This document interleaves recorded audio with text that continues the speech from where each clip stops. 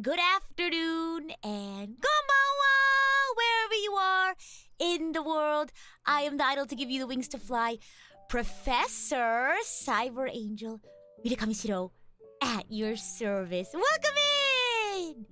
Oh yeah, this is our last stream of September, so last stream of our month of lifelong learning. So I guess it's nice that we're ending off the month with a series of mini lectures today. But welcome in Rexverse, Yuku, Ren, Stefan, Advent, Shiny, Yonju, Nana, Demon Warrior, Cypher, Simon. Welcome in. Hello, Maze, Yonju, Nana. I think I already said that. I'm not sure. I might be repeating now. Welcome in, Frey. Welcome in, Gentle GF. Welcome in, Meridan. How's it going? Hello, fellow Professor. Professor Jamal, welcome in. Hey, Wita. Hey, Chad. Welcome in. I hope you all are excited to learn.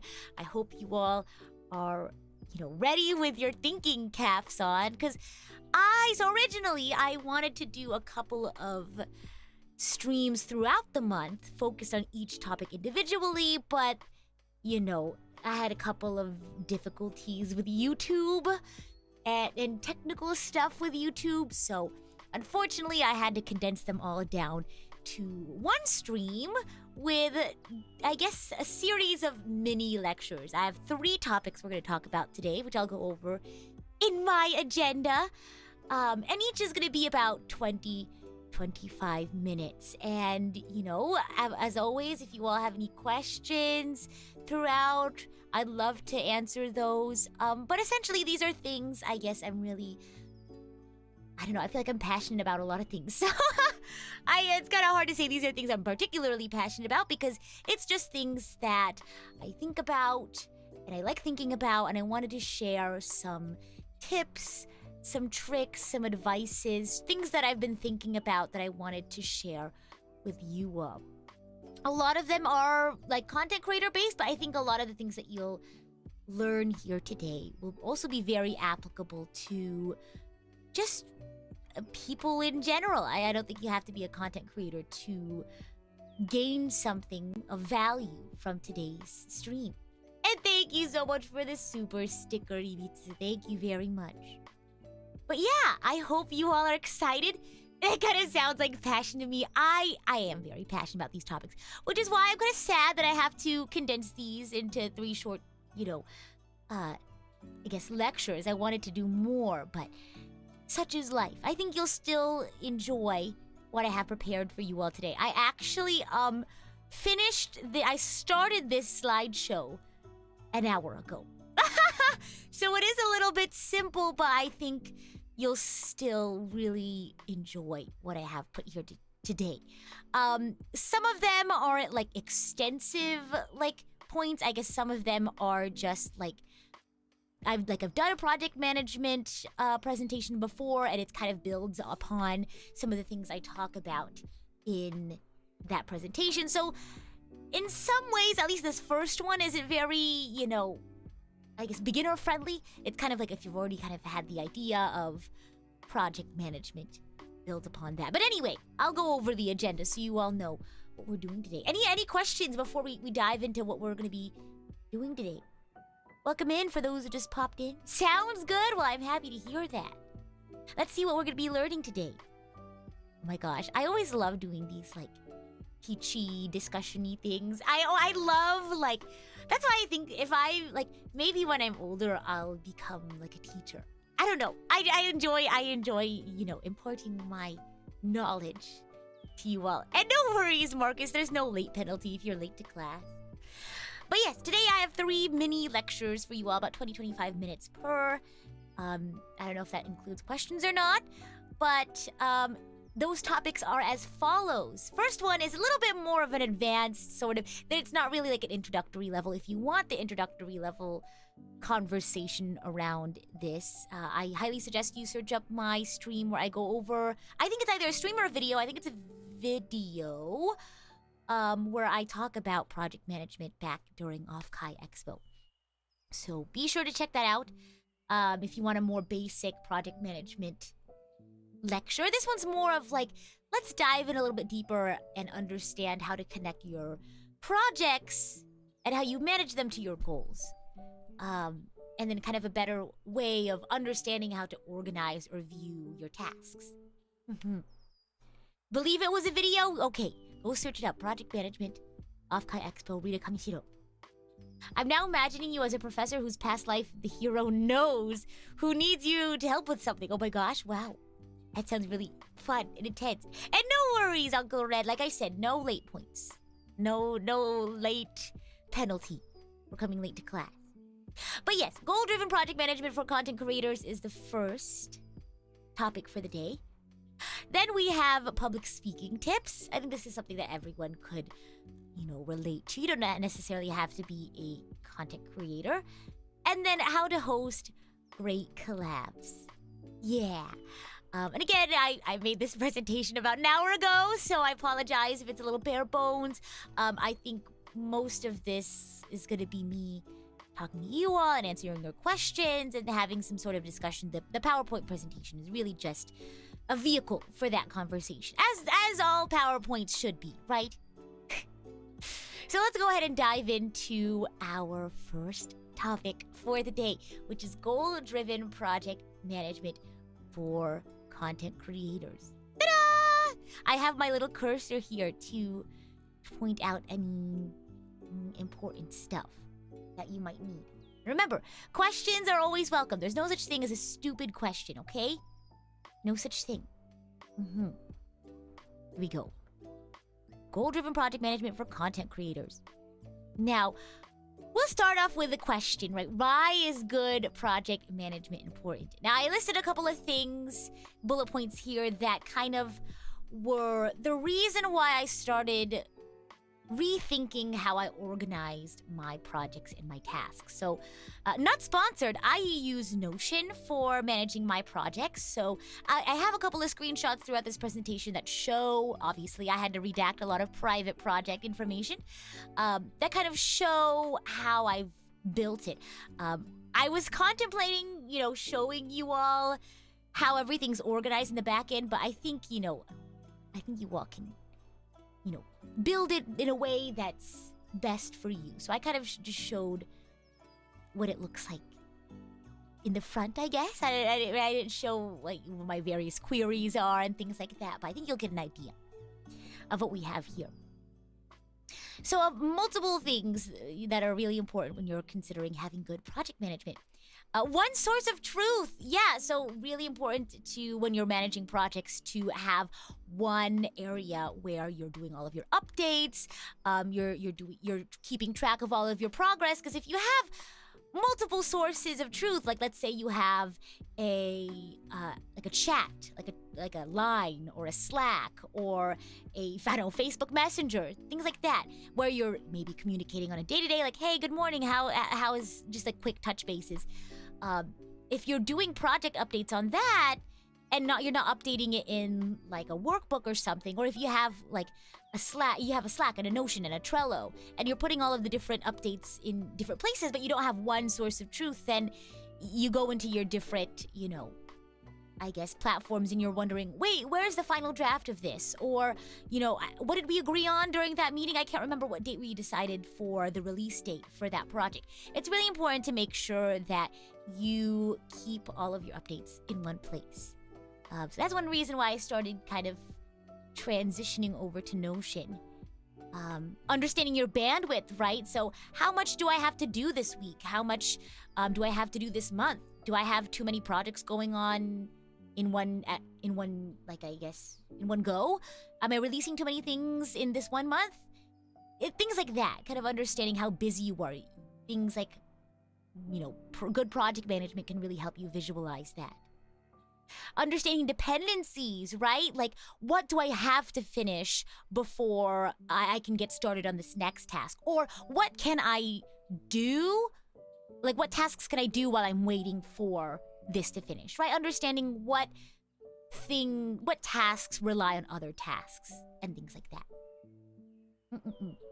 I'm thankful you introduced Trello to us. Yeah, I mean, when you're choosing a platform, you really kind of have to decide on what's important for you and your team, right? Like, do you need something simple, easy to understand, easy to visualize? Do you need something more granular, something more customizable. You have to think about all of those things when you're trying to find a good project management platform. I'm gonna need an entirely different presentation for all these different mediums of professional communication. Oh my gosh, I can go over all the pros and cons of each platform. Trello is amazing, and I actually used it for quite a bit until I discovered Notion. I just feel like for me, and maybe I can talk a little bit about that if you all are interested why I chose Notion over Trello. And a lot of it is because of these points right here. Another point was understanding team members' progress. You're not talking to your...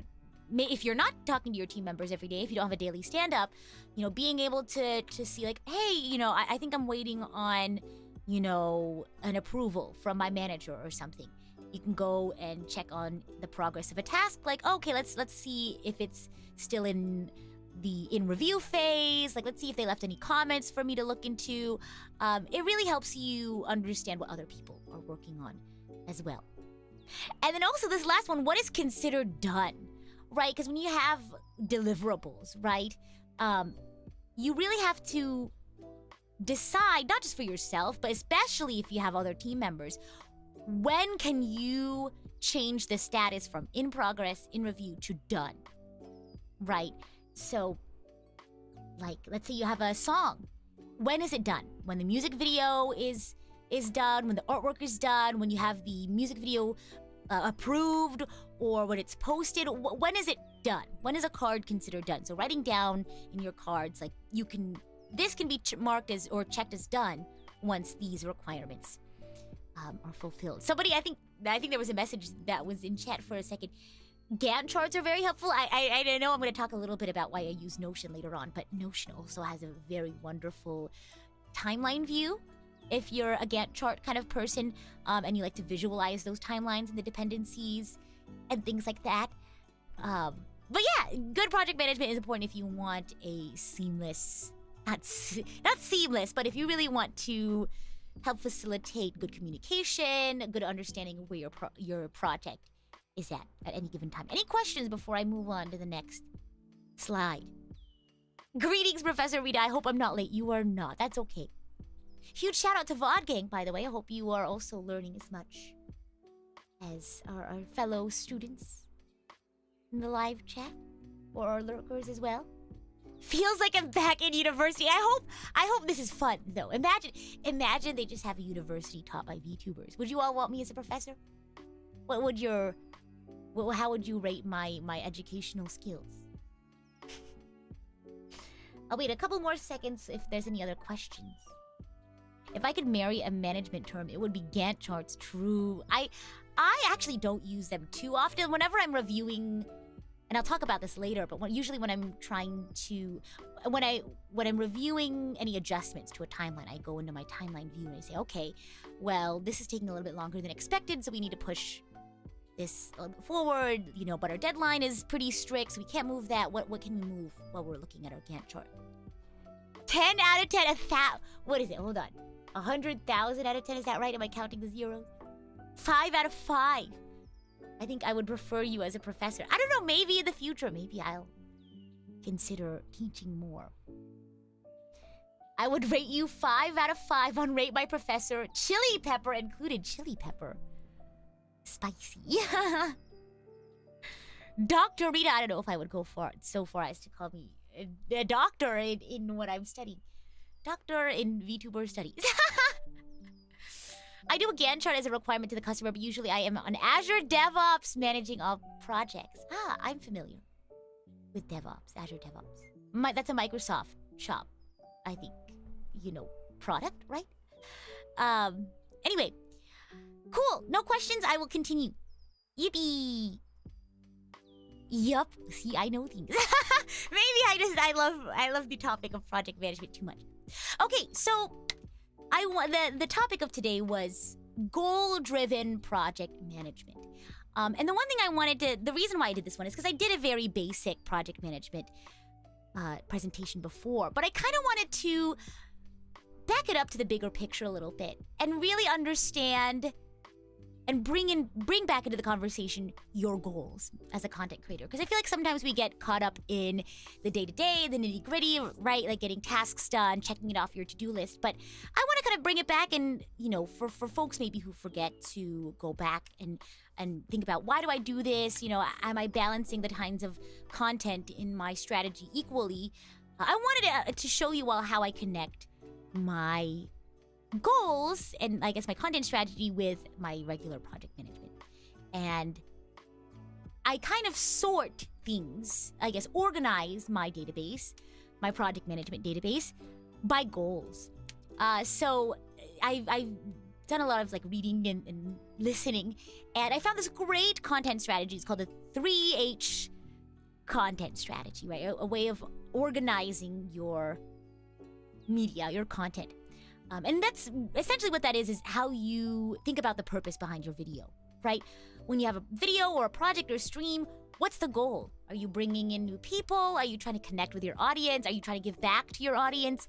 And a great way of thinking how to balance that is the 3H content strategy.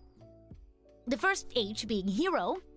Hero content, I talked a little bit about this in my Twitter space when my internet went out last time, is your high quality, high production tentpole events, right? These are like the flagship events of your channel, right? Song covers, original songs, stream events, etc. And these tend to have more effort, right? Since they don't happen as often. They're exciting, they're the dazzling pieces of content that are harder to, make more often. Then you have your hub content, right?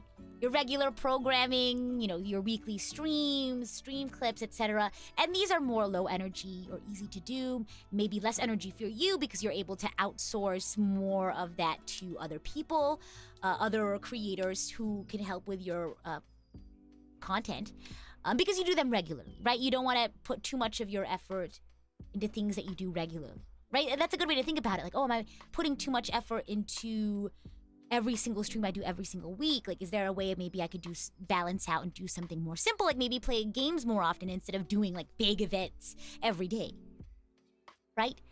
And then help content. This is evergreen content that people can search up and go to at any time for information. So for me, it's game lore summaries. I've done day in my life videos. I've done teaching videos like this, tutorial videos, etc. I also would classify under this things that I do with PRISM to help my agency grow. So whether it's personal development, like or research, or things that I do to help support my agency, like projects, like internal projects, or like if I want to put a presentation on for my fellow agents, things like that. It's about if your hub content is mostly help content. Well, I feel like it's rather than your hub. Well, I think depending on what your channel does, that might be the case. But it really just helps to consider how you balance everything. Maybe if you're a channel that does a lot of tutorial videos and that's your main thing, maybe your hub content is help content, right? And you just have to think about, okay, so my hub content, maybe it's more like YouTube shorts where I explain things or do tutorials very quickly, and those are not as difficult for me. And then my hero content are maybe 20, 30-minute videos where I really dive into a topic. It's going to look different for everybody. This is kind of just how I think about mine. But essentially what you're trying to do is find that balance, right? You don't want to burn out. You don't want to alienate your audience if all you're doing is focusing on things that will bring in new people. If you focus too much on hero content, for example, maybe, yes, you're able to bring in new audience members, new folks, but you're not really giving folks a chance to get to know you at a deeper level, or maybe your regular audience, misses being able to just see you in a more casual sense, right? Like playing video games or things like that. And then the opposite end of the spectrum, if you have too much hub content, maybe you're not able to reach out to new folk as often. Yeah. This is somewhat giving me ROTC flashbacks. How so? Is it because I'm very, I don't know, strict? I don't really understand much about ROTC. What was I gonna say? Any questions? balance is always is a must, but hard to find sometimes. Agreed. And it's not always going to be perfect, but I think at least being aware of it and noticing, like, oh, I've noticed how, like, maybe you have a list of all of your projects. And like, oh, I have a lot more hero content than I do hub content. Or something like that. Like, I should do something about that. Yeah. And you're not always going to get it perfect, but at least having this view of it helps you kind of get a general understanding. Any one of these points can be a priority one depending on what you make. Right. So, well, the thing is, I kind of gave that example of, let's say you're a tutorial channel, and let's say you, like, let's say you're, let's say most of your content is like creating tutorials for people. Then maybe your help content is like the mainstay of your channel. Maybe like 5-10 minute videos where it's like how to do this. Maybe your hub content is short versions of that you put on YouTube Shorts or TikTok. And then your hero content, maybe it's like 10 to 20 minute, like big videos that don't happen as often, but maybe bring in more people or has higher production value, things like that. So you really have to determine what that looks like for your specific channel. But I don't know if any of these would have a particular priority, but maybe some require more effort. You know, some you think about more often than others, but I think finding that balance is a good idea. And again, it depends on your personal situation, your content. Exactly, Ivan. It really depends on your content. Any other questions before I move on? I actually have a lot more slides on this one. Actually, no, I think we're about almost halfway through. The next one should be halfway through. Okay, couple more seconds. I want to drink some water. Isn't this so exciting, guys? Isn't this so fun? Don't you feel like you're learning so much? Can I go to the bathroom? I'm a firm believer in that you don't need to ask to go to the bathroom. If you need to go, you should go. Yeah. Let's see. Okay, let's move on. It's good information. I'm happy to hear that. Okay, here we go. So with that in mind, right, there are content strategy goals and also the importance of organizing your data and having a nice way to organize your tasks. I've combined these past two slides into this next one. And I showcased to you all what at least my overview view of my database looks like. Yay, organizing your database! Woohoo! Oh my gosh. So, as you can see, on the right, you'll see a snippet of my Notion.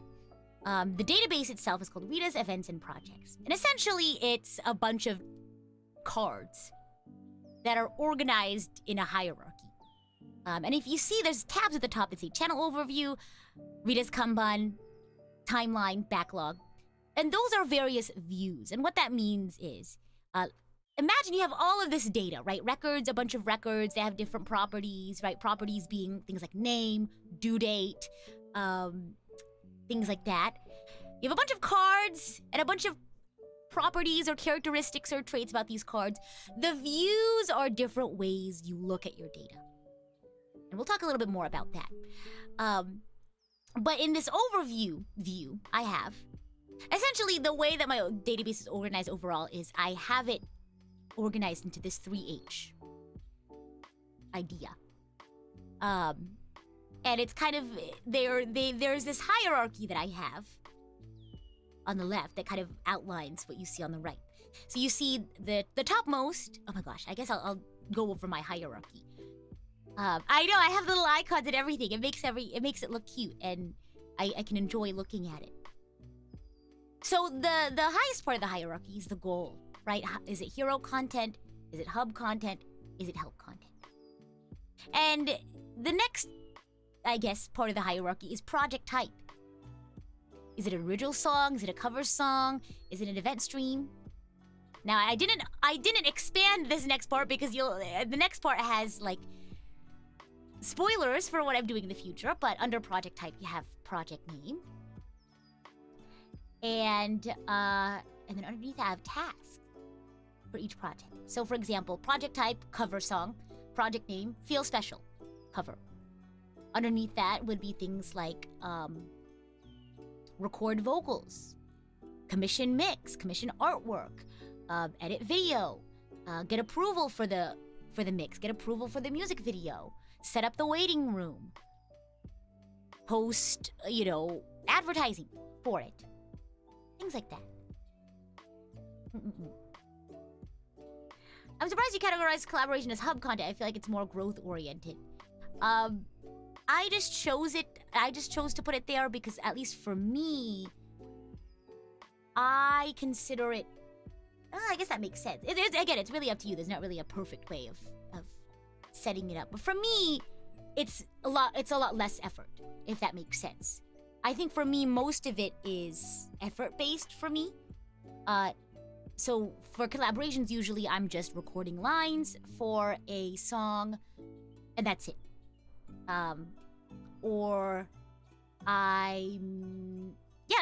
That's most of what's underneath my collaborations project type. So that's why I put it there. But again, for different people, it'll be something else. I guess a personal question would be, have you ever put aside an idea or a project because it might not do well? I remember Shiki talking about when doing covers, multiple factors had to be considered. That's a great point, and actually it's not a part of this project, but I'll talk about it in the next slide. So remind me about that, okay? Any questions about this? Well, we're going to dive more into how I organize my database in the next slide. But at the core of it, it's just multiple cards that are organized in a hierarchy, right? Some cards may be project type, some cards may be project name or task, but they essentially nest and are organized. They have like a parent item, and then they have like sub-items. Okay, so I'm going to show you what each card looks like. Because each card has the same properties. If I may ask, what is the longest project that had the most tasks to do? Just so we can see an example of what it went through. Usually those are like cover songs, original songs, or event streams. I don't think I have an example of that though. Sorry to say. Maybe at the end we can talk about the different things that go into those. Well, actually, I think maybe you'll find that in my other project management video, but maybe a little out of scope for today. But we'll see. For this organizing, do you need to be worried about feature creep? So that's usually what I use, like, my overview or my backlog view for. Or actually, no, if I'm thinking about, like, feature creep, I guess project creep, that's usually what I use my, like, event calendar for. If I notice I have too many things going on, like, releasing in 1 month, or if I notice I'm working on too many projects at once, at a given time, that's when I'm like, okay, let me talk to my manager, like, hey, and sometimes my manager will be like, hey, I noticed you're working on this and that. Maybe we table it for now, we can keep it in the backlog, we'll revisit this later, if that makes sense. When you're not as busy, or, oh, I know we had this on our idea list, but, now maybe it's not as topically relevant, so maybe we can prioritize other things. Right. Because at least for me, I feel like I've never really, like, no, you can't do that, period. It's more of like, okay, you have all of these things you want to do. Let's consider what would be the most, I guess, fruitful, if that makes sense. And then I just have to prioritize. Because with someone like me, I love to do so many things. And I just have to kind of prioritize maybe what would be the easiest, maybe what's more realistic in terms of my effort or my budget, or, what's more topically relevant, things like that. Yeah. Okay, next slide. Let's take a look at what each card looks like. Card properties. So, for those who don't know, I just recently announced that my EP, my very first EP, is in production. So this is actually a card that is heavily redacted from my EP prep. And I'm going to use this as an example to talk about the various properties that I have on my cards. So I'll start with the first one, date. And I see I don't know if I'm going to put your attention down. There's a little, there's a property second to last. It's due. It says due. And it's also a date property. Yeah, yay, Evie! I'm excited. I'm very excited. Lots of stuff are happening behind the scenes. I've been a very busy gal, but that's okay. I'm the girl with the gun. I can handle it. So I have 2 date properties. Odd. Date. The difference between date and due is I use due to show me when something is due, I guess. And you'll see how I use that in other views. But essentially, that property is when is something due. And of course, that might change if, let's say, the deadline's coming up and I talk to my manager, hey, I need more time. We'll change the date. Because as you can see, due is a formula of that top date property. I put in a start date and an end date, and that formula at the bottom that says due takes the end date. And the reason why I differentiate the two is because I use the due date to sort things by due date on other views. But I use the date property at the top to show me how long something takes. Right? Because it helps me go back and say, okay, I see originally, like maybe because I usually default like recording or something. I default something to be 2 weeks. But let's say it took me longer to record something for whatever reason. I'll update that. I'll update that in date. Like, okay, maybe my deadline was originally September 9th, but I actually finished it on September 28th. I'm going to make that update so that if I do come back to look at it, I can see, oh, it actually took me this much longer to finish something. I also use the date properties for dependencies, which I'll show in another slide. The assign property, and this is specifically for Notion, but I think a lot of other platforms have something similar. Who is assigned to it? Who is working on it? You can assign multiple people. And usually what platforms do is you can filter by like person, right? If I just wanted to see the cards that I'm responsible for, I filter by assign. If I wanted to make sure my manager, also had their eyes on this card, I would add them too. On the prioritization point, I'm curious, what's the longest you ever had a project postponed because higher priorities came up? Oh, like months. I don't think I have something since debut. I think at that point I just like cancel it or I'm not interested in it anymore. Does PRISM use Notion collaboratively then? I'd have to ask what other people use. I personally use Notion. I know my manager uses Notion too. But I'd have to ask. I don't really know. These next two, oh no. Status. Oh, this is awesome. I also, because a lot of my views are also filtered by status. And I'll talk about what my different, let me see, hold on. What the different statuses are for me. So that you and your manager are on the same page. Very important. Very important. So, status. I use status to show where something is, like what the progress is on something. And I have many, I guess, types of status. So I have 3 types of status. I have to-do statuses, I have in-progress statuses, and complete statuses, or complete states. My 3 to-do statuses are idea, backlog, and not started. I'll start with not started. Not started is something that is on my radar very soon, whether it's in the next week, the next 2 weeks, something that I need to start thinking about doing. But I haven't started yet, hence not start. The difference between backlog and not started is backlog is a task that I've identified I need to do for a project, but isn't something I need to put on the front burner just yet. It's kind of like, I don't want to overwhelm myself with too many not starteds, and the deadline isn't really approaching for backlog, or we haven't decided on a deadline for a specific project, so it's in backlog. And then I'll kind of talk about how I take things out of the backlog. My idea status is if I have an idea and I want to put it down, but I maybe haven't talked it out with my manager yet, really haven't, talked about the scope of the project. I don't know if it's feasible. Maybe there's other things I need to consider or other conversations I need to have before we greenlight it and start, building out the tasks to put in the backlog. That's what idea is. My 3 in-progress statuses are in progress, in review, and waiting on external. In progress is for me. So on my personal Kanban, I show like in progress, not started in progress, and then a couple of other things. So in progress is it's in my responsibility, I guess. in review, I use for like if my manager's looking at something, or if I'm, if it's in review, it's not in my hands anymore. My manager's taking a look at that, and I'm waiting on them or something like that, or I'm waiting on like I don't know, Shogun to look at something. I don't know. Waiting on external is maybe like I commissioned something and it's not, the ball isn't in my court or the ball isn't in my manager's court, and we're waiting on it to hear back from a commissioner.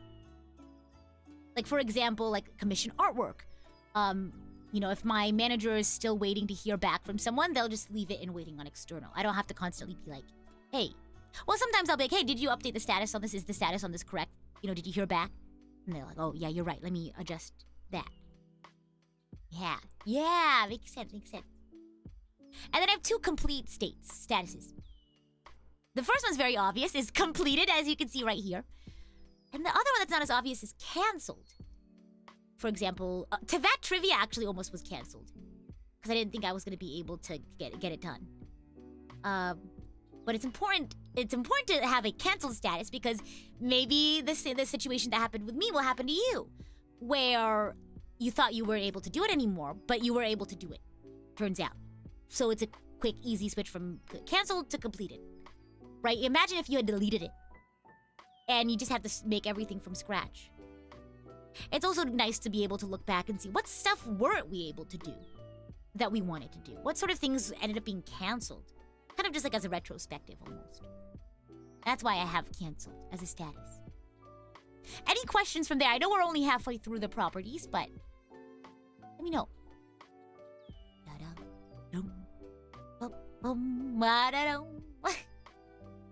With me as your teacher, you get like little, I guess, elevator music.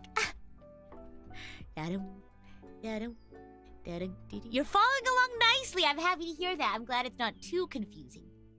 I think the next two presentations might be a lot faster and more simple. All right, moving along. The next two are blocked by and blocking, and these are our dependency properties. Blocked by, that means you can't work on this one or you can't finish this one because you're waiting on something else. So you can't get a master track approved if the mix isn't done, right? You have to finish the mix first in order to have people take a look at it and get it approved. Blocking is things that can't get done until you finish this card that you're on. So for example here, deadline for EP. That's when everything is due, I guess, for the EP. The EP can't be done until you approve the master track. Any notable or old or canceled ideas that you retooled? Like an artist turning an old design into a new character. I think I gave the only example I can think of right now is the Tevat Trivia. I'd have to look into my Notion to find some more. But yeah, I think it's good to keep track of things that you cancel rather than just deleting them. Next two, I think more or less our last two. Last one is, oh wait, actually no. We will dive into files and media. Parent name, sub-item. Yeah, so basically this is your hierarchical thing, right? It shows you what's above this card in the hierarchy. So for example, this is a task. So a parent item to this task would be the project name. And that's why the sub-item is empty, because a task is the lowest part of our hierarchy. So that's why there's no subtask or sub-item. The parent item is whatever's above it on the hierarchy. The one that we just looked at right here. See? So if it was a project type, like original songs, its parent item would be goal, and its sub-item would be project name. Welcome in, Raiders! Welcome in! Oh my gosh, I hope you all are excited to learn about... Just learning. I hope you all are excited. But since we had a raid, we'll go ahead and we'll kind of go over what we've talked about so far. Good little summary. Welcome in, I'm the idol to give you the wings to fly. Professor Cyber Angel Rita Kamishiro at your service. Today, I have... Let me actually just go back. Merida, thank you so much for the 5 gifted memberships. Today I have 3 mini lectures. Hello, Professor. Hello, Mako. How are you? I see you're late to class. Just kidding. No worries. Life happens. No, I'm a very cool professor. It's fine. You're late? No, don't worry about it. There's no late points. There's no attendance points. No, don't It's fine. It's okay. But we're almost done with our first topic, which will kind of summarize what we've talked about so far, of goal-driven project management for content creators. Then we have our public speaking tips and how to host great collabs. Now, the last two are probably going to be a lot faster than the one that we're on right now. Kind of almost like a brain break. Because this one's kind of a heavy one. What is the powerhouse of the cell of the mitochondria? See, I'm smart. I can help you out. You can trust me. I'm an intelligent professor. So yeah, you talked about why good project management is important. And kind of why I really started diving into making my own Notion and improving my personal project management framework. I'm sure you all can read, so we already went over these, so there you go. Content strategy goals. We kind of talked about dividing up your content by the purpose of the content, right? Is it high quality, high production tentpole events? Your hero content? The content that requires more effort, but are kind of like the flagships of your content. In my case, it'd be song covers, original songs. Events like TVAT trivia, like game shows. Equal shifts as I have to teach class tomorrow morning, and I haven't done my class notes yet. Relatable content because I made this entire presentation in an hour ago. An hour before stream started, so I'm right there with you. I believe in you. You could do it. The next kind of content is hub content, right? Your regular programming, low effort because you do them very often. For me, it's streams, getting stream clips edited. Yeah, the entire thing, not just the content creation one. The next few. I'm telling you, this is just stuff that's all in my head, so I just typed out everything that I had in my head. Yeah, I quite literally I created new slideshow an hour before stream started. I've been very, very busy getting caught up after Donathon. I apologize. And then the last one is help content, evergreen content that people search up and go to for information at any time. For me, again, it's like game lore summaries, maybe day in the lives, if I do a tutorial video. Yeah. So much in Rita's head, absolutely. So much. Then we talked about my personal project management database hierarchy, how I organize mine. We talked about the idea of having views in a database. And we'll dive in a little bit more in this slide after the next one.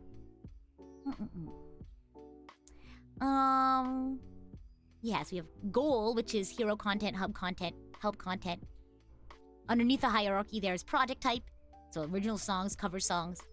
Underneath that is project name, so feel special cover. And then underneath that is any tasks needed to finish that. Recording vocals, mixing vocals, commissioning art, things like that. If this is all in your head, it's no surprise that you're so well organized. I don't know if I'm that organized. It's like, I have to do stuff like this, otherwise if I don't, my life falls apart. But I don't do a super good job of keeping it that cleaned up. But I kind of have to do this, otherwise everything in my brain is a huge jumble and I can't operate. Then we talked about, this is where you all joined in. We talked about the various properties on each card. A card is like the individual pieces of, I guess, records in your database. Yeah.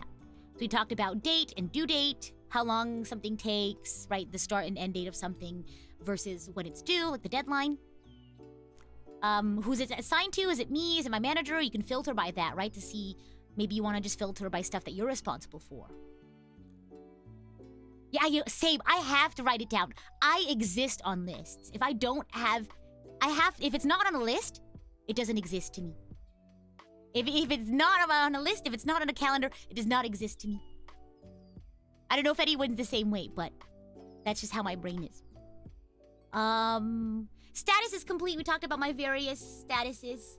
I think the ones that I wanted to point out are, I had idea, backlog, not started. Right, idea is if I don't have it greenlit yet, I need to talk more about it with my manager. Backlog is maybe I've built out all of the required tasks, but I don't necessarily need to keep an eye on it yet. I don't need to start it quite yet. Not started is pretty obvious. In progress is something that I'm working on. In review is something my manager is working on. Waiting on external is something someone we commissioned is working on, outside of, me and my manager. Completed is completed, and canceled is something that is no longer. It is canceled. But again, it's good to keep a record. I'm sorry. I'm gonna have a little Xenoblade moment. When you save in Xenoblade, I think it's either Uni or Mio. If you're playing as Uni or Mio and you save, the audio clip is, it's good to keep a record.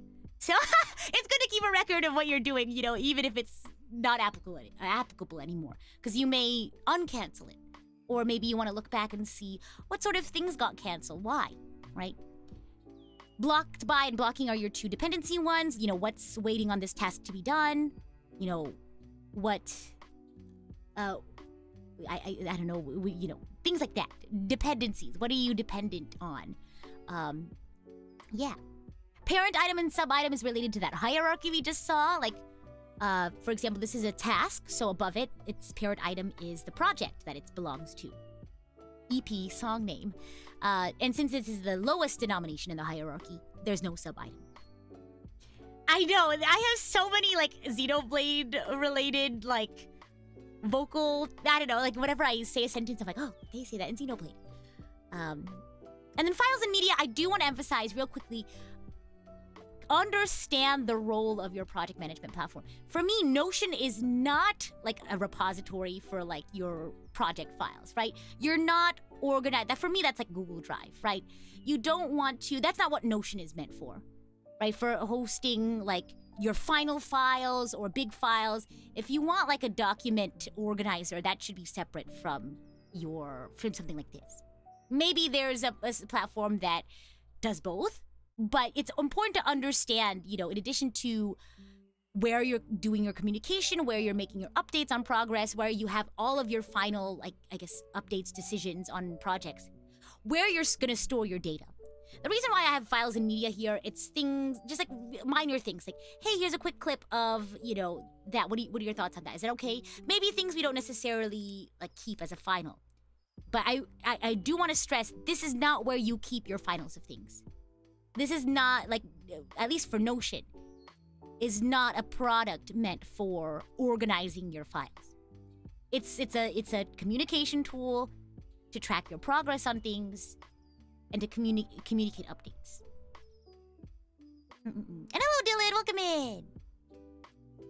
So have a backup. So for example, if I, like, let's say, approval for master track, right? I'm not gonna put the final wave file in files and media. I'll link to the Google Drive. I'll link to the project folder in the Google Drive. Because if I'm looking for a file, if one day I'm like, I want to find the project file, it's going to be much easier for me to go into Google Drive and search it up. I can't do that with Notion. Notion isn't meant for viewing, you know, how you sort your files and things like that. Does that make sense? You really have to understand, like, how you manage your data. I don't know how you would call. You have to think about file management separately, I guess.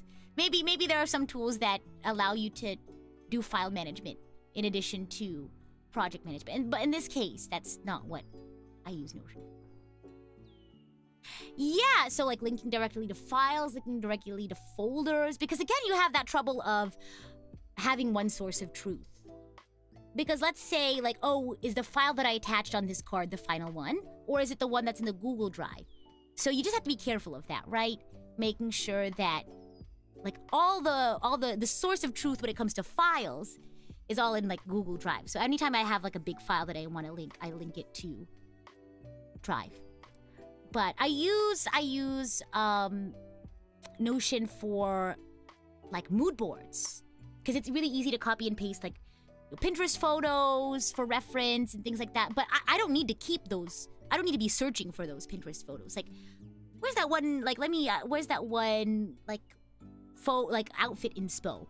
I don't need to be searching that up. You know, what I'm searching up is, oh, I need to see what all the reference photos are for that one art is. I'll open up the card and all of my copy and pastes are in there. But yeah, card properties. I'm spending a lot more time on this than I thought. I'm really glad that we're all getting into this. The last slideshow I have, I know, isn't that crazy? First of all, any questions? Hello, welcome in! How's it going? I hope this isn't too confusing. I will stop as much as I can, but again, feel free to interject as you need. more than happy to answer questions. No question is dumb. You always have great teacher energy. I'm just very passionate about the things that I talk about. I don't know. Do you ever delete access files that you don't need anymore, or do you still keep them in a backup folder? I keep like drafts of things, like maybe a draft, like a master track is redundant now because we made a new one. So like master track 1, master track 2. I keep those just for reference, if that's what you mean. If you're talking about projects that maybe are done and I don't use actively anymore, I do within my project folder have a folder for old projects, and I move things in there just for organization's sake. Have I kept up with that? Is a different matter. I live out of a planner for my work, so it all sounds pretty familiar and relatable. Yeah! Woohoo. I'm happy to hear that. And now the last one, the last slide for this one, is the ideas of what a ceremony. Look at all this redacted stuff. I know. Sorry. And maybe I'll zoom in because it's really small. But it's not meant to be... I mean, again, I redacted stuff because it's like details that you're not supposed to know. They're for projects you can't find out. But I mentioned this idea of a view, right? You have your database with all of your records of all of your cards, right? That show... that are like tasks or, I guess, project types, things like that. But views are ways that you can look at, right? View your data in different ways, right? Each view has its own purpose. Because if you were to just look at a huge list of everything you had, it might get a little confusing. But maybe sometimes you want to look at just stuff that you're responsible for. Maybe you want to look at things by when they're due. Maybe you want to view things by their status. Maybe you want to view things like both ways. Maybe you want to view things as a calendar.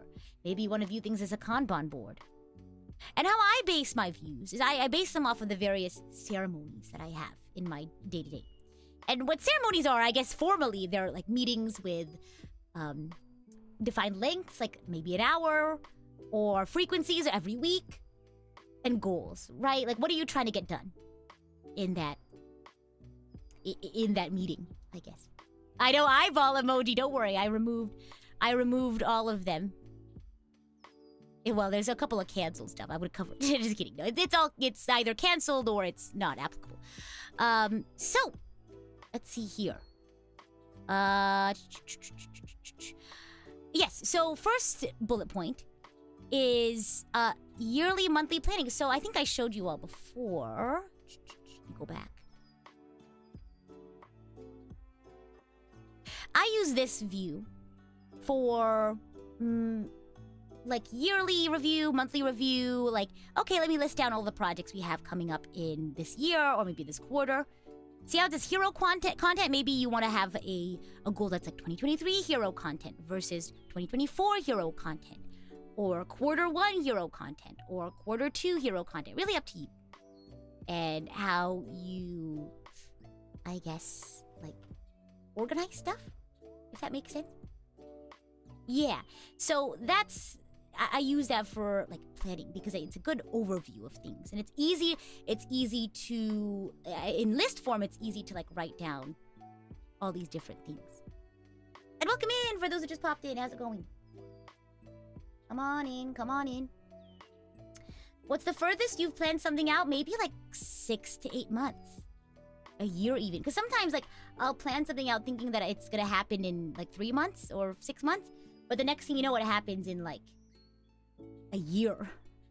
Because at the end of the day, you never really know how long something's gonna take, I guess.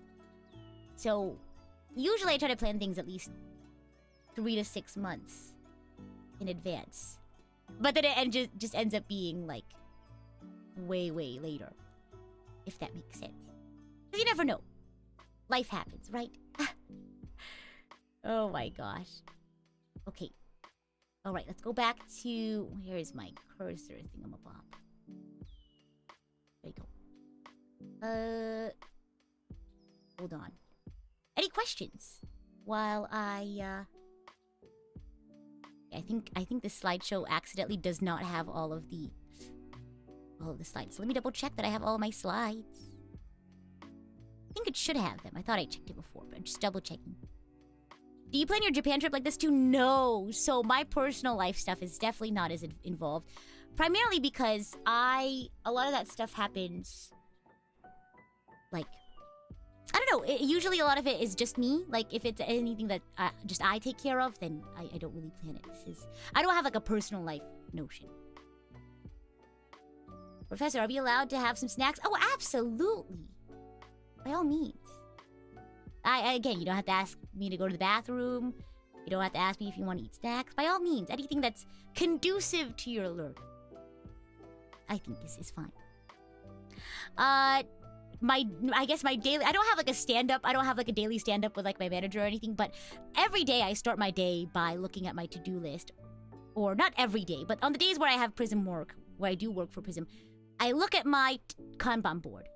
Because to me, when I'm looking at what I need to do, when I'm sitting down to get work done, I want to see what's the most urgent, like what's coming up, what are the deadlines, and what my status is on them. That's why I view things in a Kanban board. As you can see, hold on. Let me get my cursor. Right here, this top bar is a Kanban board. Right there. Will these slides be released for reference after class? Sure, yeah, let me get them like organized and stuff. Cleaned up. Plan on going to any historical landmarks during your visit. I visited Japan already. Back in April. I think. Rita Sensei's peak VTuber entertainment. I'm glad you think so. Maybe I should do more Rita Sensei content. A list like SpongeBob and his work schedule. I don't know what his list is like. Why is it called goal-driven management? Yeah, because like, the core of how I organize everything is the goals that I have. So the way that everything is structured, it's structured around my goals, which is like hero content. I guess maybe there it's not a goal, but like content type. I don't know. But everything is, the structure is based off of that. The 3 H's. Yeah. Oh yeah, I forgot that. Yeah, I went to April earlier. I went to Japan in April, earlier in the year. I also like to look at, I try to like look at my backlog and see like, okay, what do I need to move from my backlog into like my not started? What do I need to start looking at? So usually like I'll have a view that's just filtered by backlog items. And I think about, okay, well, I think I have the ability to move some stuff into like the front burner, I guess. And so I have a view specifically dedicated to filtering things that's just backlog items, and then I move them. I change their status to not started. And when I adjust timelines, I like to use my timeline view. Oopsies, my cursor. I like to do right here, as you can see. Hello, Miss Rita. Hello, welcome in, Envy. How's it going? There's a reason I like to call you Miss Rita, because I make such a nice teacher. Well, I'm glad you think so. I do my best. But yeah, Notion has a great ability to attach dependencies to tasks. So if you enable your dependencies when you move a certain task and it's blocked by something or is blocking something else, it'll move other things around. Yeah, is that cool? So yeah, it really depends on like the specific ceremony, I guess. Yeah, and you want to create views based off of what you need to be looking at for each individual ceremony, and that's different for everybody. But that's all I have for that first topic. These next 2 topics are probably a lot shorter. Welcome in for those who just popped in. How's it going? How are you? We just finished up our first topic, our longest topic, I would like to say. But any thoughts, questions, takeaways? Rita Love, thank you. Oh my gosh. Are we gonna use this format for when we do the Archangel's Choir? Oh, what do you mean? Like, I mean, because as someone who is, like, for things like that, I feel like you'd only really need to see these things if you were part of, like, the management team, right? If you were managing the project, like me, or my manager, right? You would really only see these things behind the scenes.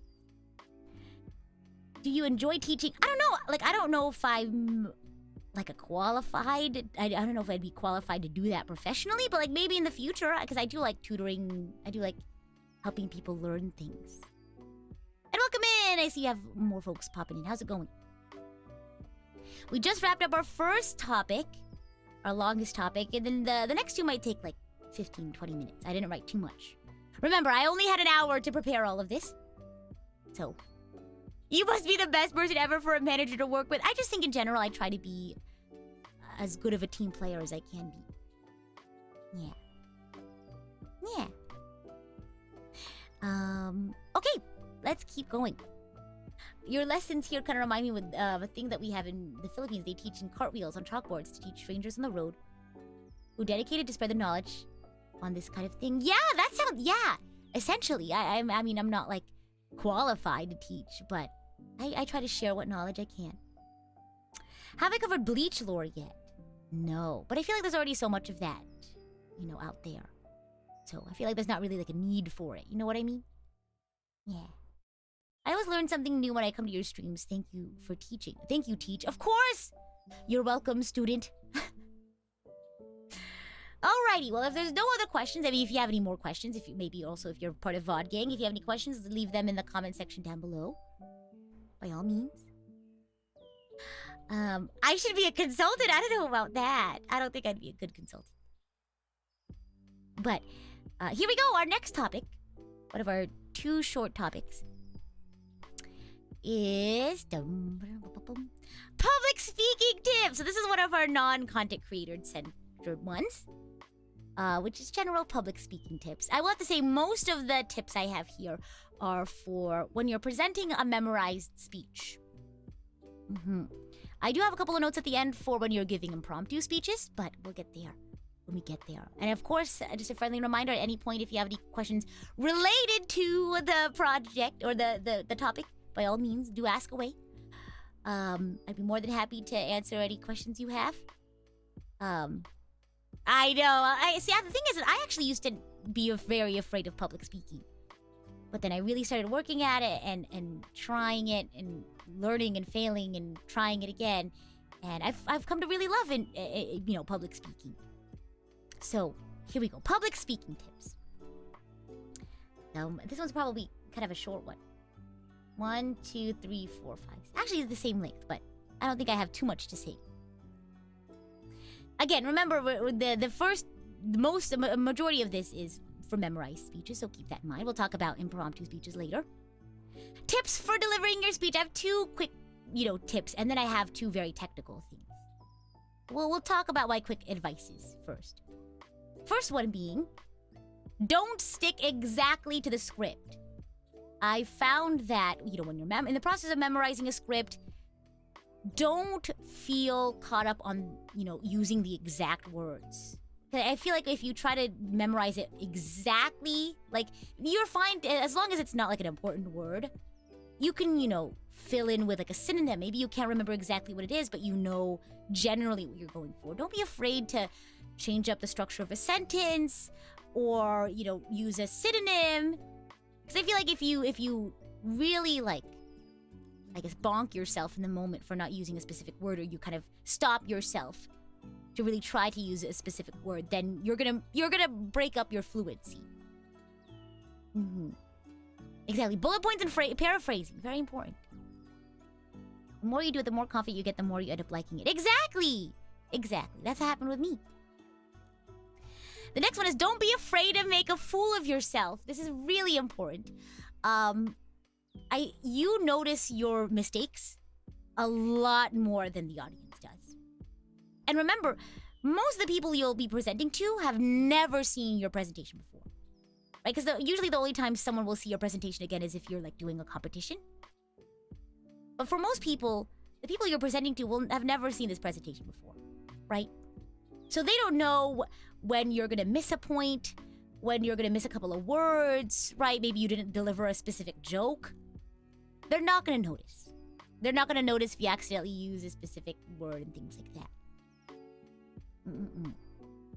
As long as you get the important points, you can flesh things out. Exactly. So those are my 2 quick little non-technical tips, I guess. But the next 2 are more technical, and I divided them up into, I guess, other slides. Not the next slide. The next slide is something else. But focusing on your visual and the oral aspects of your speech. Visual being using space and motion effectively. And your oral, so like auditory, things related to hearing, like enunciation and manipulating your volume and your speed. And before we talk about visual, I guess, parts of your speech, I wanted to talk about this topic that I will probably bring up a lot. And it's the idea of signposting. So what is signposting? Essentially, it's dividing up your speech, whether verbally or visually. And I'll give you an example of how to visually divide up your speech in a way that your audience can easily keep track of where you are in the speech and what the layout of your speech is going to be.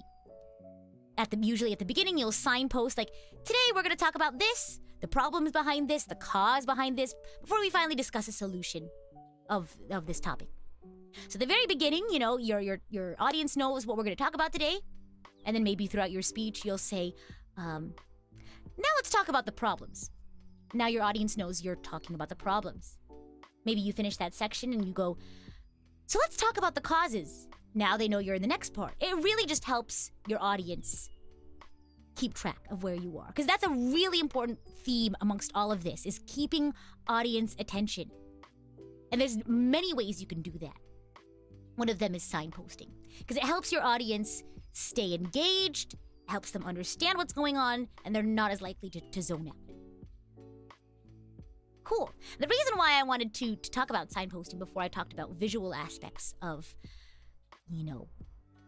creating visual interest for your speech. Here we go. Using space to signpost your speech. I know, you see this diagram like, whoa, I didn't think we were going to do diagrams and stuff. So, I talked about signposting, right? Making sure you divide into like an intro, paragraph 1, second paragraph, third paragraph. One thing that you can do in addition to verbally dividing your speech, right? Saying things like, first up, we have our problems. Next up, we have our causes.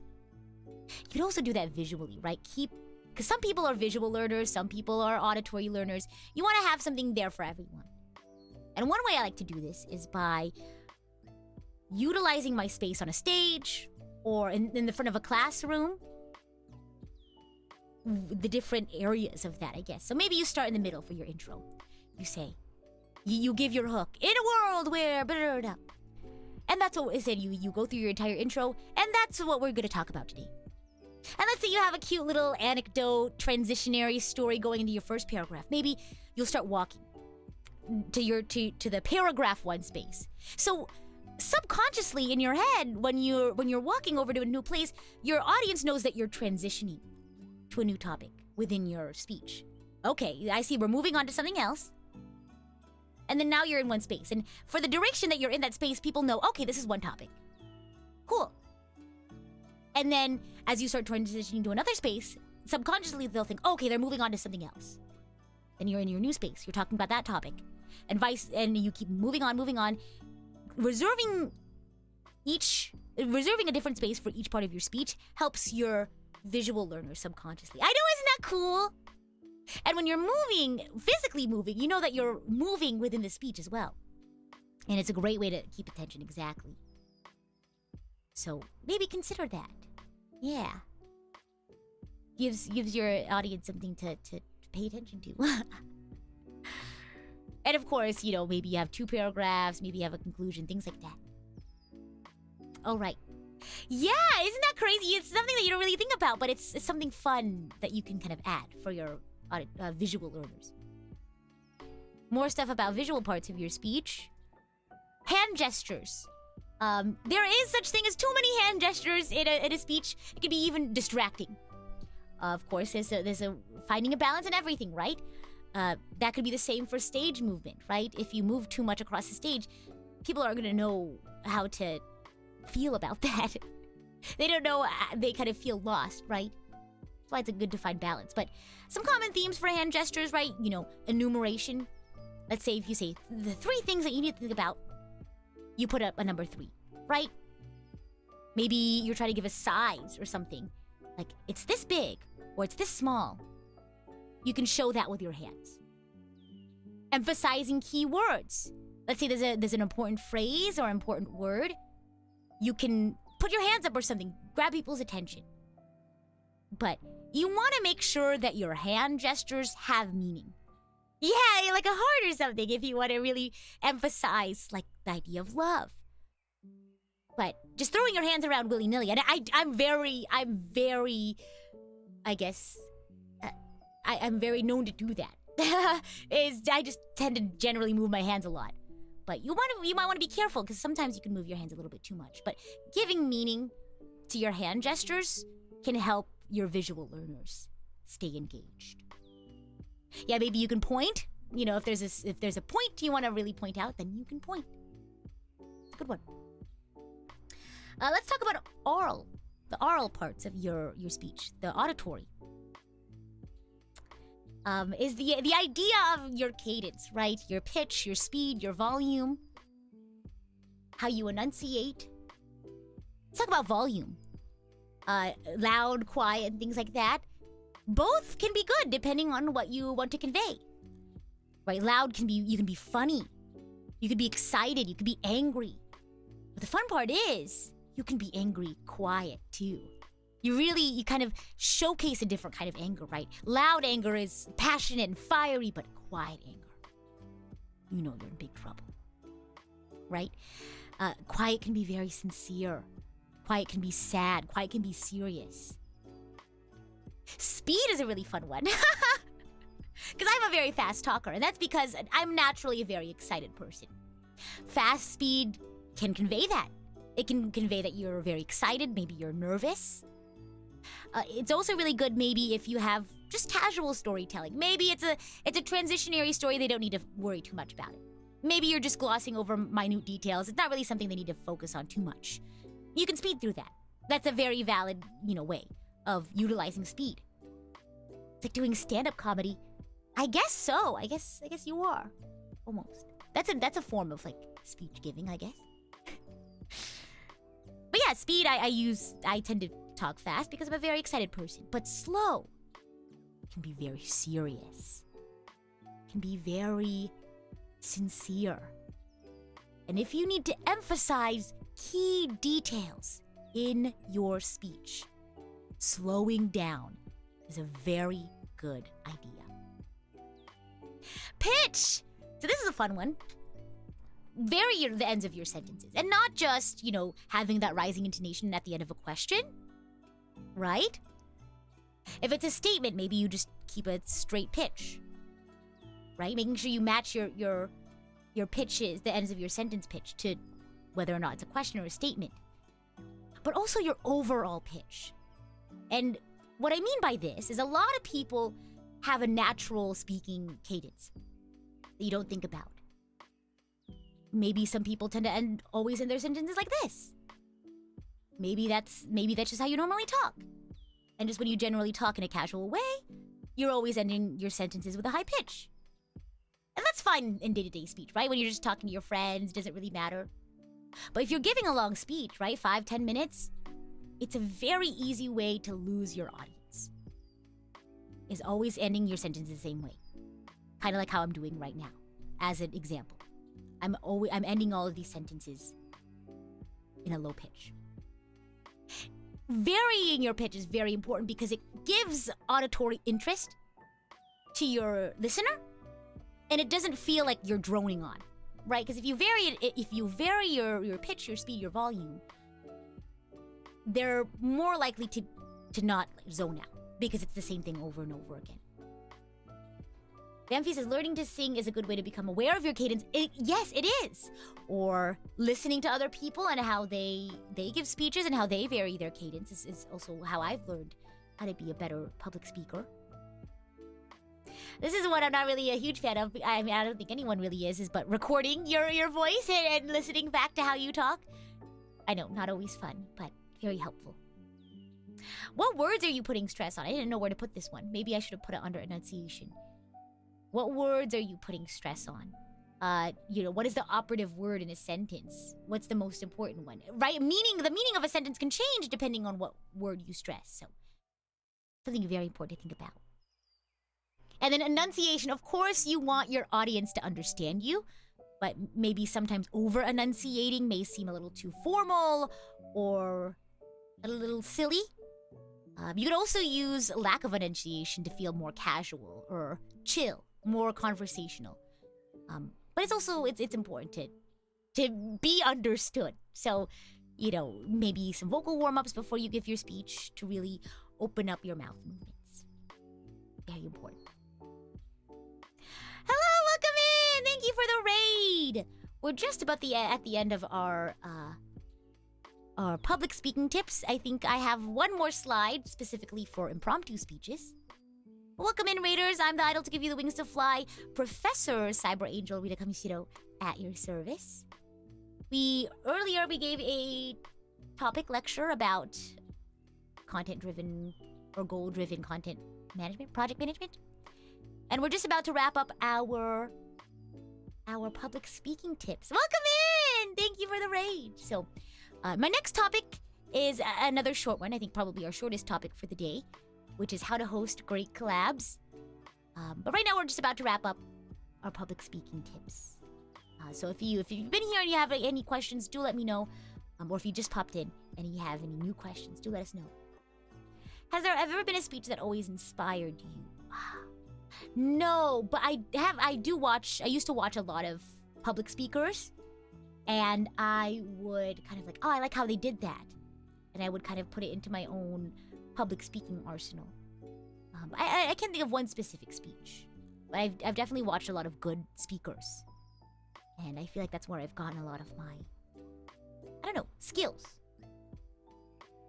That one speech from Pacific Rim. Oh, I do like the Mass Effect speeches. Very well done. Oh my gosh. But yeah, here we go. Tips for delivering impromptu speeches. Let's say you're given a topic, you have 2 minutes to present, and you have to give like a 5-10 minute speech. Something like that. First thing you need to think about is, what's your topic? What's the point you're making? What's your thesis, right? At the end of the day, what are you trying to convey to your audience? That's the core of your presentation, right? The history of tacos, or why you should eat a taco. My favorite taco. I don't know. Things like that. Really understand the point you're trying to make and the purpose of your speech. That's one of the things I think about if I need to give an impromptu speech. Consider the tone and the audience. Is this a bunch of people? Is this like an after-dinner speech, right? Are you going to be silly? Are you going to be cracking jokes? Are you pitching something? Are you in front of a bunch of business people? That'll really kind of dictate what sort of flavor, and we'll talk about flavor later, what kind of flavor you give your speech, what sort of cadence you want to use. And welcome in for those who are popping in. I see we have a couple people still saying hi. Welcome in. Consider your structure. Obviously, you're not going to have enough time to write out your whole speech, so you want to build those bullet points, right? And how I usually do that is I think of my structure. Am I trying to give a solution? Maybe I'll do problem, cause, solution. I'll do cause, effect, solution. If I'm trying to convince someone, maybe I'll give my history with I'm trying to convince someone to eat tacos, right? Maybe I can talk about the history of tacos, my personal history of tacos, my favorite flavors of tacos, and at the very end, a summary or something. Signposting is really important for stuff like this too. Again, I like to use that not just for my audience to keep track, but for me too. And if I have time to do this, if I have a little bit more time after building my structure, maybe I'll start putting bullet points underneath that. But usually if you have 2 minutes to think of your impromptu speech, usually you only have enough time to think of your structure. And, think about, you have to think about everything underneath later.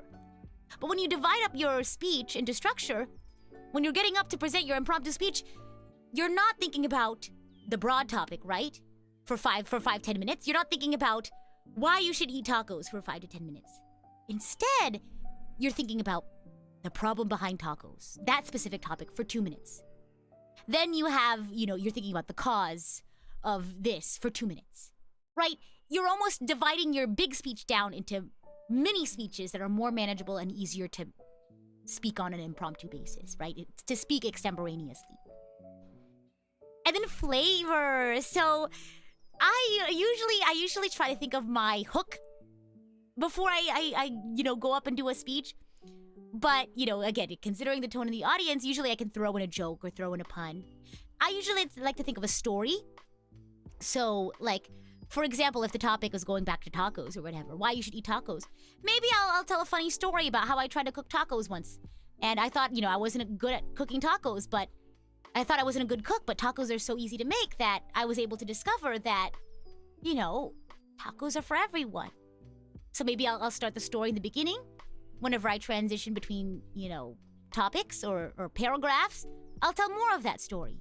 And then maybe at the very end when I'm wrapping things up, I'll tell the conclusion of the story. Maybe even with a nice little takeaway lesson. Yeah, don't give the canceling apocalypse speech at the work social. Exactly, you gotta think about your time and place. So, facts and anecdotes are fun to throw in if you happen to know some off the top of your head. Any jokes, puns, I mentioned stories.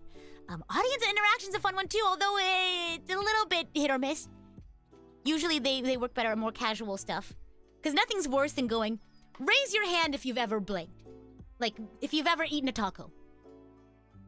And nobody raises their hand, what do? You have to think about what you're gonna say if everyone raises their hands or if nobody raises their hands. You really have to trust yourself with that one.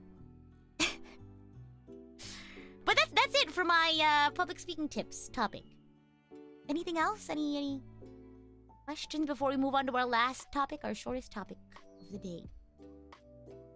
Professor's running out of steam. I don't know how teachers do it. How like teachers teach like 3-hour like lectures. I don't know how they do it.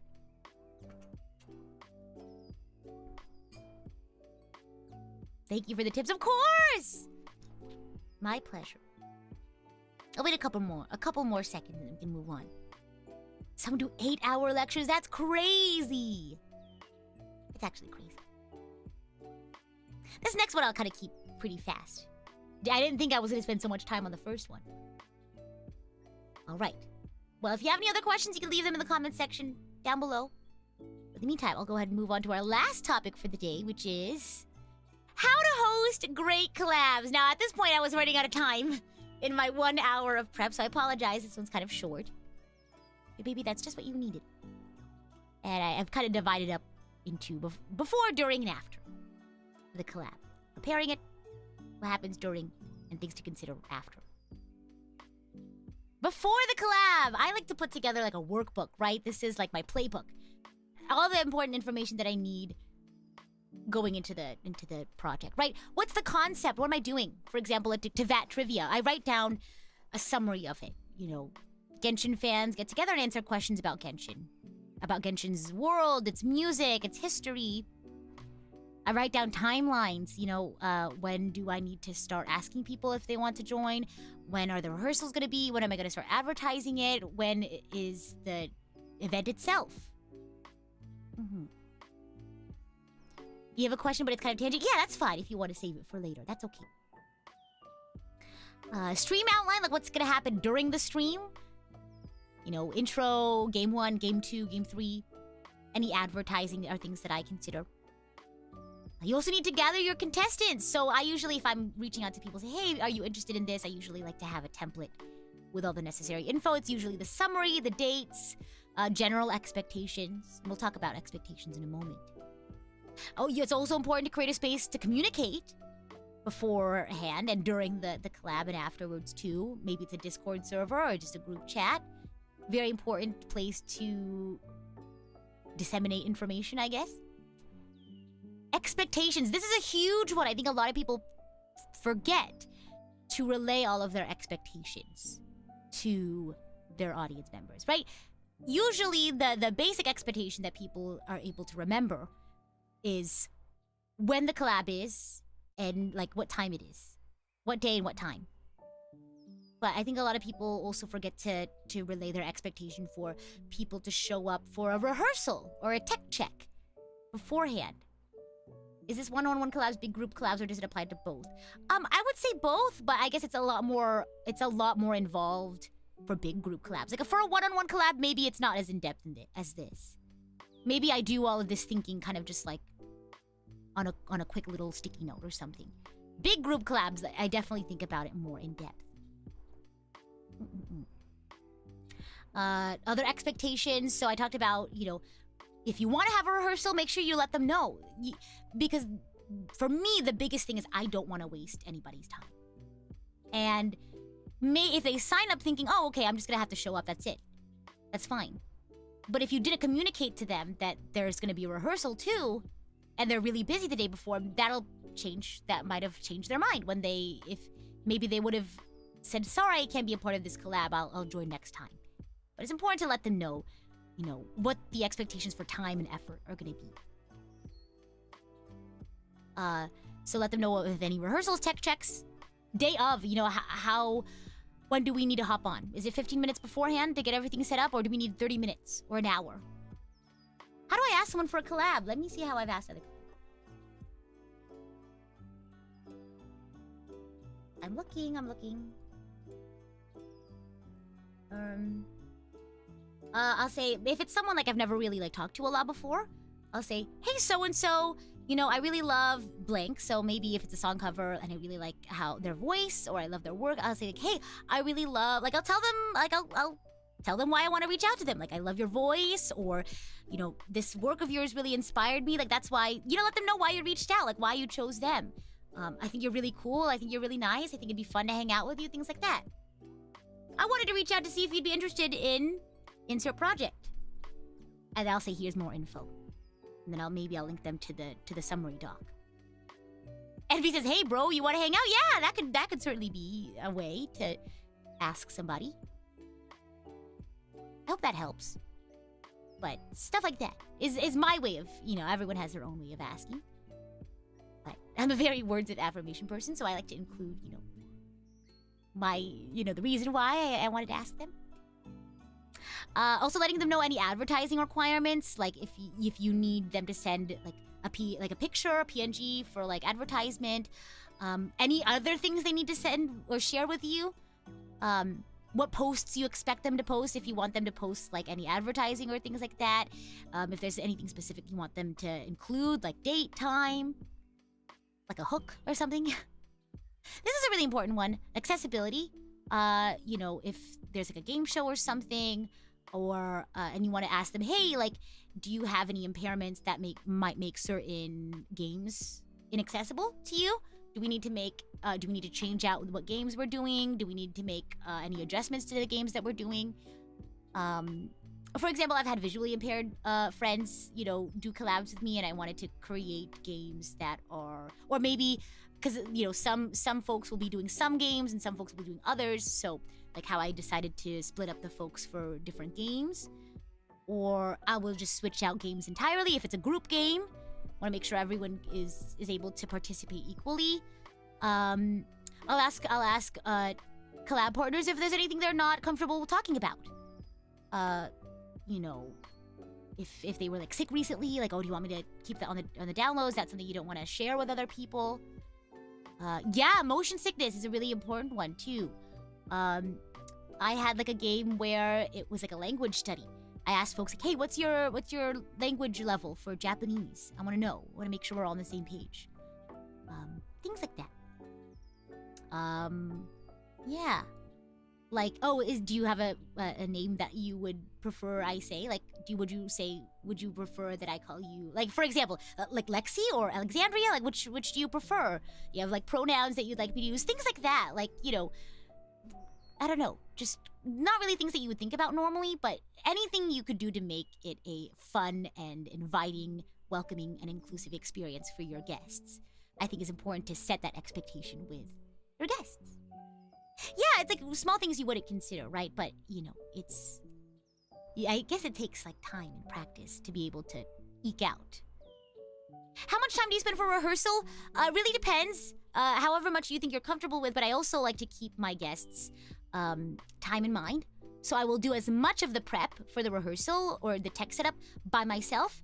And then everything that I do with my guests is stuff that they have to absolutely need to be there for. I take this could have been an email very close to my heart. So I usually prepare a pre-read for my contestants, guests. If it's a big game, hey, here's what you need to know. Here's the things that you need to send me beforehand. Here's what we're gonna do at rehearsal. And this is how long rehearsal's gonna be. Usually 45 minutes or an hour max. And I usually like to tell them how we're gonna spend our time. But I try to do as much of the solo stuff that I don't need other people there for beforehand. Of course, life happens. Maybe you're still preparing by the time rehearsal starts. But hey, you want to try your best, right? And then the rehearsal itself, I like to do introductions. I like to do, like, tech checks. Like, if there's something that I need to check with everybody, like a buzzer or something, I'll do that. Go over the timeline, go over the schedule of the day, like the outline of the stream. Maybe do a sample activity so they can get an idea of, like, what the, questions are in a trivia game.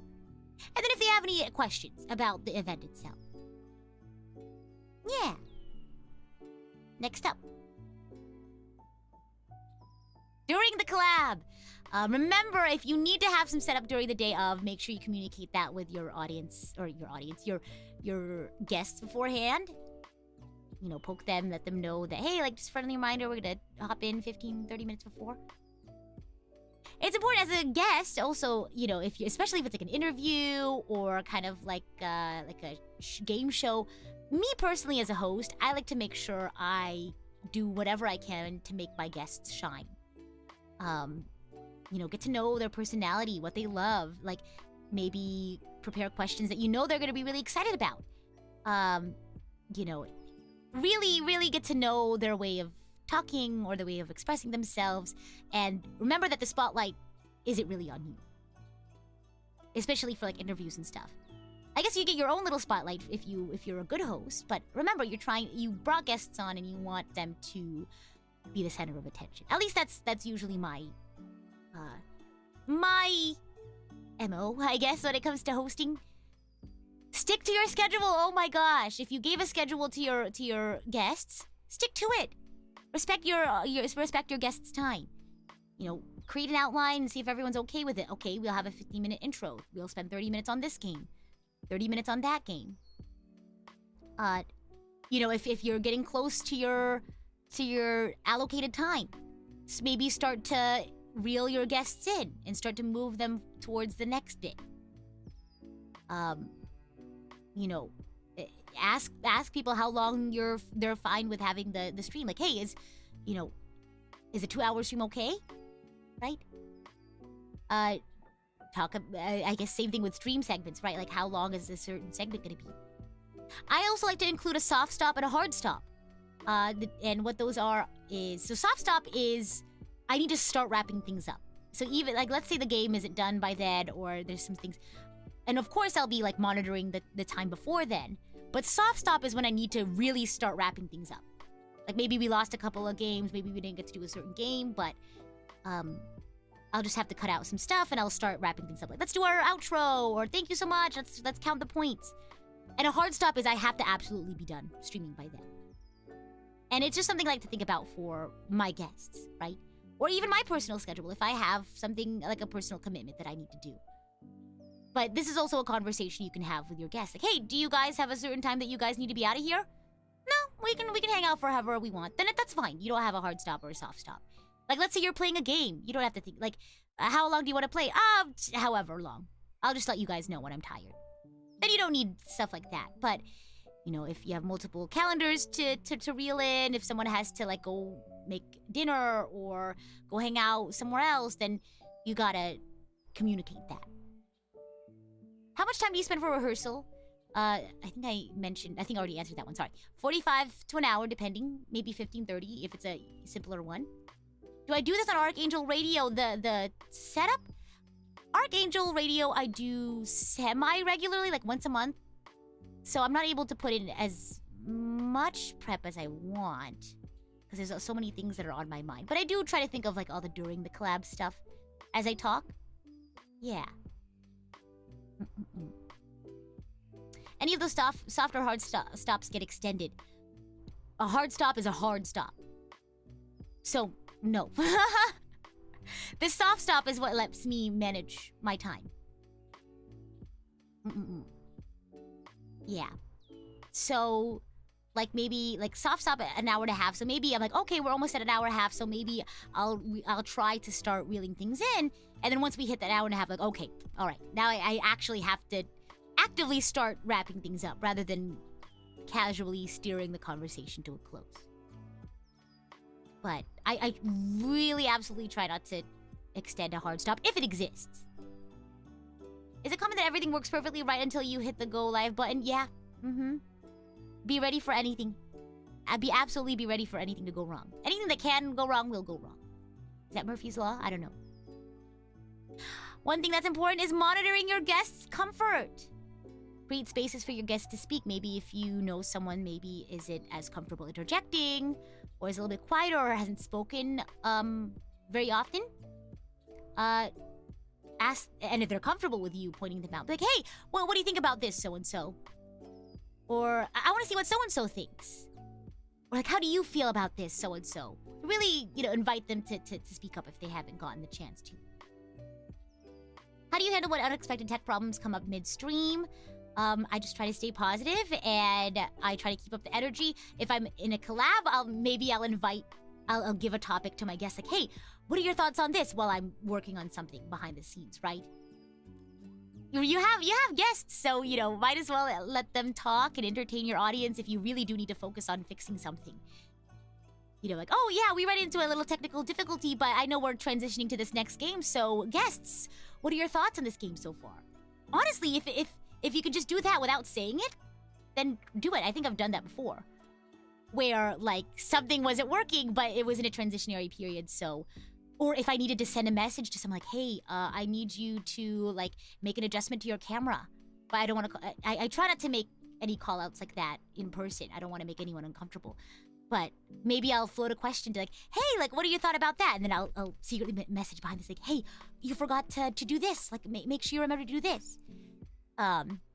It's just a lot of, like, yeah, behind-the-scenes work. Was there ever a collab where so much went wrong? Not that I can think of, nothing that I couldn't fix. Yeah, nothing that I couldn't fix. I think as long as it's able to, like, work itself out, or something I can fix, then that's a win to me. Make it look smooth, hard to notice. Yeah, I've actually had instances before where someone goes off script. Or, and then I needed to ping them to, like, check their script or something. Or if, someone forgot that they're speaking next.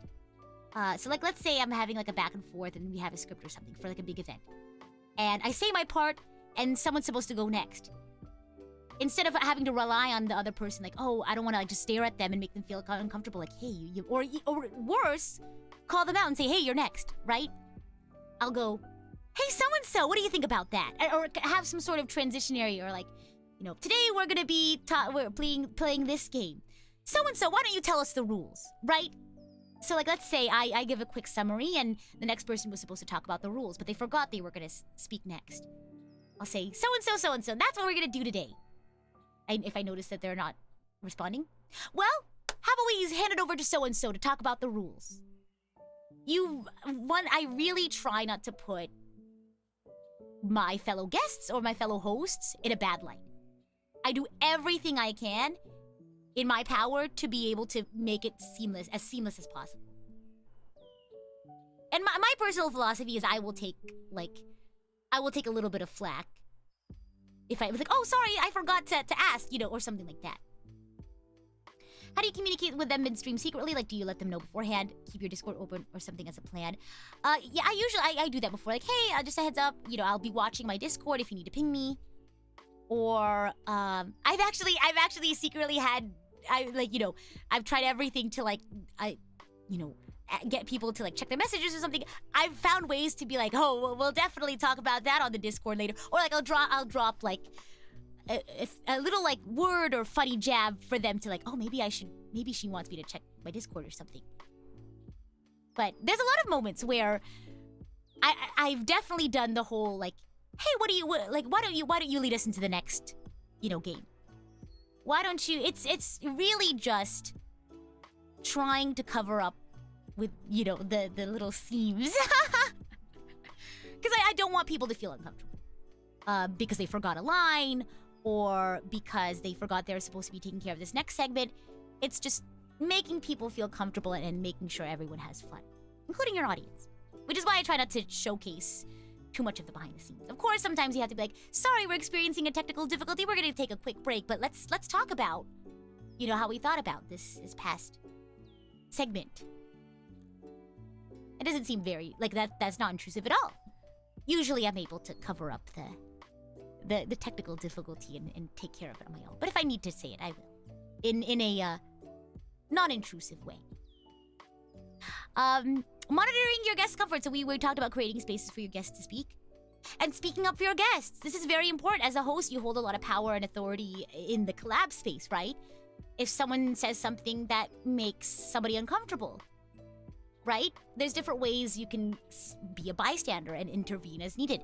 Of course, you don't want to, you want to make everyone comfortable, including your audience, right? So maybe it's best to deflect or de-escalate in a casual way, right? Maybe someone says something a little bit, I don't know, offensive or hurtful. Maybe you can steer the conversation away. Check in with your guest later, like, hey, I'm so sorry so-and-so said that to you. Like, how do you feel? Or like, hey, I noticed you said something to so-and-so. Like, maybe, maybe that wasn't a good idea, or just wanted to give you a heads up. But, as the host, you kind of, at least to me, my personal opinion is that you have a responsibility to your guests to stand up for them and speak up for them. So if that ever comes to be, like, or if there's like there's folks in chat who are being really, aggressive or offensive to one of your guests, bonk. We bonk with love in this household, right? Maybe you'll have a very helpful mod to help bonk for you, but you're representing your guests. You're standing up for your guests. So, of course, maybe you have a guest who isn't all that great, and you have the authority to say, hey, that wasn't cool. Let's not do that again. But of course, there's a way of doing that isn't super intrusive. And the last one is keep the flow going, right? You don't want there to be too much of a lull. But you also don't want to interrupt your guests if they're having a really nice flow. So know when to step in if you need to move along, or if there's kind of a lull in conversation, and know when to let your guests talk. Here's a really good one. In Tibet Trivia, my guests had an unlimited amount of energy, and so I would just let them talk. Because they just were so fun and having so much fun being chaotic to each other. So only when I really needed to kind of move them along would I say, okay, guys, let's go on to the next question. But sometimes you just gotta let them have fun and be silly, right? That's the fun of it. You don't want to again, remember, make your guests shine. And if they're really chaotic people, if they're really funny and silly people, let them be silly. But of course, at the same time, if it's also important if you do have a time limit, or if for example, if you're planning on making edits later, going back to that expectations thing, letting them know beforehand, hey, just a heads up, I don't know, I'm gonna be making this into a short, so let me finish the question that I'm asking or something like that. Because how are they gonna know that if you don't tell them? You know what I mean? Because maybe they just want to be silly. Again, convey your expectations, right? On the topic of keep the flow going. Let them know, hey, I want to keep the flow going. I want to let you guys talk, but just a heads up, this is our timeline. We have a, hard stop, or we don't have a hard stop, or, things like that. And of course, you want to think about your audience as well. Of course, collab is a time for you to really focus in on interacting with your guests, right? Because that doesn't get to happen very often. Most of the time, you're already interacting with your chat on one-on-ones. Hello, I hope you're enjoying this. But since you're so focused on your guests, right? Making sure your guests are having fun, think about things you could do in preparation for your audience, right? Is the structure of the event easy to understand? Are there visuals that are easy to follow for your audience, right? Because you're not able to interact with your audience as much in a collab. Mm-hmm. And my last slideshow for the day, or my last slide for the day, is after the collab. Really quick, don't forget to thank your guests. Let them know how much fun you had, any favorite moments you enjoyed. Thank your audience on Twitter or YouTube community. Let them know how much fun you had. Don't forget to link your guests and things like that. Make some clips. That's really fun too. And then just a personal sort of retrospective, maybe with yourself or with a manager. What sort of things went well? What could be better for next time? What sort of action items can you take based off of these? And of course, ask your audience, what were your favorite moments? What did you really like? Do you want to see this again? All that sort of stuff. But that's pretty much it. Any questions about how to host great collabs, or just any of our topics in general? I hope you all enjoyed. What was my favorite collab? That is so tough because I enjoy every single one of my collabs. Oh gosh. I think planning-wise, I really enjoyed planning. I think my game shows. I think my game shows are my favorite ones. So like, Weeb Wallet was a really fun one. To That Trivia was a really fun one. I'm just that kind of person. I love game shows and stuff. You definitely did enjoy it. I'm happy to hear that. I'm happy to hear that. Well, while we're seeing if there's any questions, I'll go ahead and start reading some super chats. I'm kind of hungry. I might get some noodles. I technically already had food, but I'm hungry. Ah, big. Let's see. Thank you, Ibitsu, for the super sticker, and Meridan for the 5 gifted. I hope you all have really learned a lot today. Did you have a favorite topic today? A favorite nugget of information? I do like the Who's Line anime collab. Oh, that's fun, huh? Yeah, I remember that one. Do you still use some of these principles when another person is the collab host? Yes, I try to be as good of a guest as I can be. I know how hard it can be to be a host, so I try to be as cognizant of that as possible. If I notice that they're trying to move the content forward, then I'll step back a little bit. I'll kind of reel it in and let them do their thing. I try to let them finish their sentences, just things like that to be a good guest, right? Really give them the floor when it's their time to be a host, right? If they're giving a summary or things like that. Back to hero content from our first one, sure. Let me go ahead and go back to that slideshow while we're talking about it. Envy, thank you so much for this super sticker. You all are gold noodles for today. Good noodles, that's what I wanted to say. Back to hero content a bit. This can be another can of worms. How do you come up with an idea for content? How do you know it's going to be a banger idea for content? So I'm going to go to the topic of status. Here. We talked about having the status of idea, backlog, and not started. Those are my, like, not started sort of topics. So whenever I have an idea, it immediately goes into idea. So things like my Feel Special cover went into idea. Things like my upcoming, like my Genshin viola cover that's upcoming that I did as a reward milestone, that started off as an idea. And what you do with that is at least for me, I bring it up to my manager. Hey, I want to do this. Is there anything I need to consider? Like, do I have other projects already? Like, am I too busy already? Or, is there something else maybe I could prioritize instead? Like, is it, more well-known? Or, yeah, if I don't know, if it's gonna be a good idea or not, that's kind of when I go to my manager. Like, what are your insights? Like, I have 2 songs as an idea. I don't know which one I want to do now. I'll kind of get their insight on that. But you really don't know if it's gonna be a banger idea or not. But you can come up with ideas. You talk about it with your manager. How are we gonna get this done? What all do we need to do to have it done? And then once it gets the green light, I put it in my backlog. And once I start putting deadlines to it, maybe I'll take it from my backlog and put it in a not started. But the ideas are really just from my brain, I guess. That's how I come up with an idea. Usually I'll scroll through like YouTube or TikTok or Twitter, like if I notice something's like trending or if there's a topic that I really like that I want to talk about. So like, for example, Haikyuu! The Haikyuu movie just got announced. Maybe I'll do like a Haikyuu cover, who knows? I should actually put that down. It's a good idea. And no worries against, no worries for being late. No late points or anything. Advent, thank you so much for celebrating your 5 months as Idol Coach. Thank you so much for the stream, Rita. It was really fun and worthwhile getting to know part of what goes on behind the scenes for you. Stellar job, of course. Again, this month's theme is lifelong learning, and as much as I've learned from you all and I've learned from just like my own studies, I want to be able to share what little wisdom bits I have for you all. And Bambi, welcome backstage as Idol Coach. I hope you have lots of fun. I hope today's been very, informative for you. I noticed you asked a lot of questions, so, thank you for being such a participatory student. All of you all, thank you all so much, whether you're chatting or lurking. Thank you so much for being very attentive students. Any tips for being more efficient on creating clips, help content, etc.? I ask people who are much better at it than me. I hire people like to help me out in things that maybe like I'm not as good at.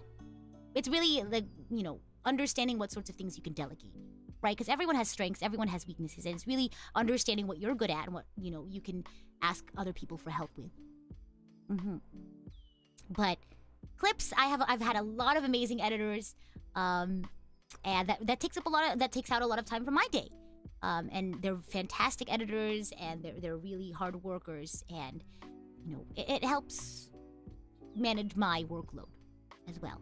Knowing what to delegate and when to delegate. Help content, I usually, oh gosh, I just like pick an idea that I think is interesting, and then I write a script about it, and then when I have time, I record it. I'll try to write a bunch of scripts at once, and then whenever I have time to record a bunch in one day, I'll record them. Sometimes that's how it happens, and then I'll have like a backlog of help content to post. But if it's more time sensitive, like if it's a topic that's like more time bound, then I'll do all of the script writing, recording, and editing in one day. If I have time. Your notebook is filled! I'm happy to hear that. Thank you, Teach. You're welcome, student. Whenever you're making a personal project, something you're not really gonna make public, do you still use these steps to make the project? Yes, but I don't, like, since, you know, it's just me and I don't have to rely on other people to, like, get certain steps done, then I don't go as intense when it comes to the organization. Any other questions before we wrap up for the day? Our 3 topics? As follows. Any other fun, you know, takeaways from today? I know we had a couple folks join a little bit late, but I'd like to know. Any tips on networking as a small streamer? How do you build that bridge to become a friend versus a fan of another streamer? So, I always have trouble with networking because as an extrovert, I'm more of a... How do I explain this? I'm more of a vertical extrovert than I am a horizontal extrovert. So what I mean by that is, I'll start by talking a horizontal extrovert. Horizontal extroverts, I define them as people who are really good at getting to know lots of people really well. But a vertical extrovert maybe like likes to talk to people, right? But rather than getting to know lots of people maybe a little bit, you get to know a few people really, really well. So as someone who is more of a vertical extrovert, it's really hard for me to reach out to more people. I try not to, like, you know, egg myself on to, like, no, get to know more people because, you know, I drain my social battery a little bit more than that. But, I don't know. I usually try to, you know, keep up to date with stuff that they're doing. Especially if it's something that I also am interested in and that I like to do. If I can, I'll like stop in with their, like, interact with their content. Like, hey, you did an amazing job with this project. I really liked it. Tell them like what you liked about it, and you know, because of course, ideally, if you want to collaborate with them, you like who they are, you like the content that they do, and you want to create stuff together. And you reach out like, hey, like maybe you've gotten to know them. Like, hey, I usually just do like cold messages sometimes if I really, you know, like, how do I break the ice? I want to get to know them. Usually I'm able to like talk to them a little bit online before I'm like, hey, you know, we've chatted a little bit, you know, here's the project, what do you think? But sometimes you do cold messages like, hi, I'm so and so from PRISM Project. I'm working on this, and this is why I wanted to ask you, what do you think? But I, you know, if I don't get a response, or if they say no, like I'm not really interested in this project, or I'm kind of busy, I try not to press the issue. But how do I build that bridge? Just, I don't know, maybe this will have to be a whole different thing, but just be natural. Don't force a friendship, don't force a professional relationship. I'm not really good at stuff like networking. Maybe I'll have to look into that more. That'll be my research for next time. When is the next class? And that's Miss Kamishiro to you. No, you guys can call me Rita. You can call me Professor Rita, whatever works. But I don't particularly take too well to being called a waifu, I guess. But you might not know that, but a fun little nugget of information. I don't mind it too much, but I'm Rita, and I'm just Rita. You know what I mean? Rita Sensei. That works too. But now you know. My question is, do you know how epic you are? Aw, stop! You all are so epic. It's goal-driven management. How do you set the goals and prioritize them? For me, it's like I prioritize maybe if I don't have much of a certain type of content and I want to balance it more, I'll prioritize making more of maybe that specific content if I notice I need to make more of that to have more of a balance.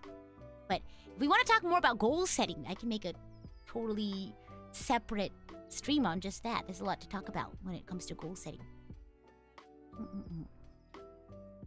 Any last few questions? It's been so much fun. I've really enjoyed today's stream, and I hope you all did too. Again, if you just tuned in, you didn't get the chance to ask any questions for earlier topics, feel free to leave them in the comments. If you're a VOD gang, you could also leave your comments, your questions, your takeaways as well. Yeah, I know networking can be really scary, but there's the worst they can do is say no. Ideally, right? I would hope.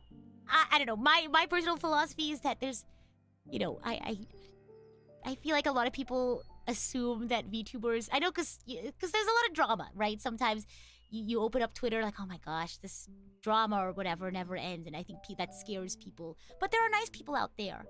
I think everyone I've interacted with, at least thankfully, I can't say this is my own personal experience, but I've had very lovely experiences, and maybe you'll run into a couple of bad apples, but you won't know until you try. You miss 100% of the shots you don't take, right?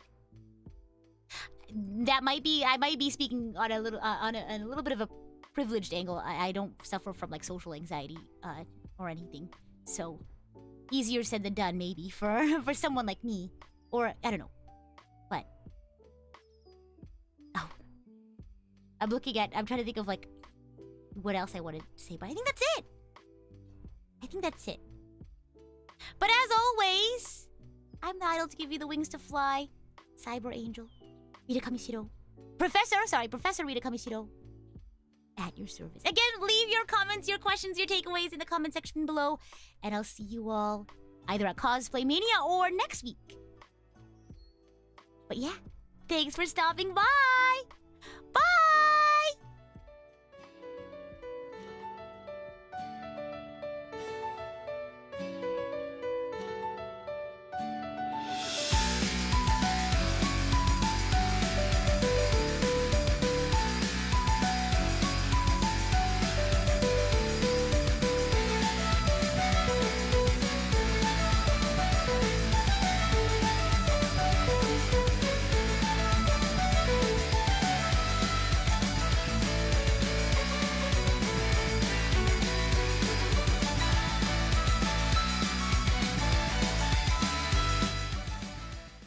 Hey!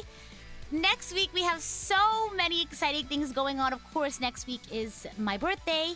I have 2 solo birthday celebrations, very cozy, nothing super crazy, and then a birthday collab like I do every year with Iku. I'm also really excited. This will be my first flesh tuber collaboration. I recently had the pleasure of being interviewed by the lovely Miss Xtina GG from Polygon. And we just got along really well during the interview process, and I did my networking skills, and I asked if she'd be interested in doing a collaboration stream. In getting to know her through the interview process. We're very, similar-minded in that, we like to dive into things that are, that don't have any, importance in the real world. Video game economics or things like that. So I'm really excited. It'll just be a cozy Stardew Valley chatting session, so we can get to know each other more. I know, I'm so excited. I'm so nervous. She's really sweet, but so I think we're gonna have fun. An Archangel Radio with a lovely Mako, and then my very first ever TikTok streams. I figured, why not? I haven't been on TikTok in so long. So this is, I guess, my way to force myself back into trying to use it and post on it. So I'll just be having some cozy game sessions, playing Genshin, playing some Honkai Star Rail, because I haven't gotten the chance to play it in a while because I've been very busy, but I think it'd be nice. So if you want to have some nice cozy Genshin, cozy Star Rail time, join me on TikTok Live. I know, I'm excited. Oh, so many exciting things happen next week. So tune in, we'll have lots of fun. And let me pick a raid, so please enjoy a little bit more outro music. Okay, bye!